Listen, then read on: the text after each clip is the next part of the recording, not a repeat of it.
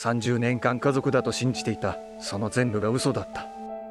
母の葬式から3日後、相続人調査を進める弁護士田中は優子に重大な指摘をしようとしていた。甥子健太郎の出生届に中性液の痕跡があったのだ。何か悪い予感がする。お子さんの出生届について重要な指摘があります。弁護士が開いたのは健太郎の出生届のコピー。その父親欄には白い修正液が塗られていた。不正な改ざん、つまり父親という立場そのものが消されていたのだ。ご覧ください。父親欄が修正液で塗りつぶされています。これはどういうことですか？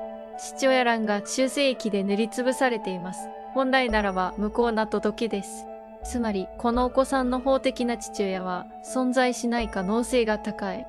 6年前、兄東は出産予定日の3週間前に突然実家に帰るようにと言われていた。そして健太郎は早産として生まれたはずだった。あの時妹亜希は何度も実家に来ていた。母と亜希だけで何かをしていた。あの時変だった。なぜ兄東が実家に？ではこの子の親は誰なんですか？相続人調査の過程で明らかになる可能性があります。ただし母親の新聞を調べる必要がある。母がこんなことをするなんて。夕方、母の実家は遺品整理の場となっていた。段ボール箱に詰め込まれた母の人生。優子が玄関を開いた時、中次美咲は整理の途中だった。何か分かった？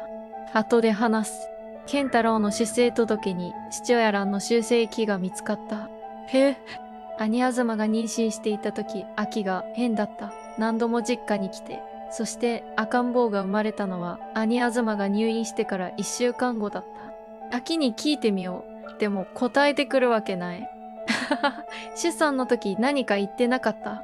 覚えていない。嘘だ。私だって何も知らないんです。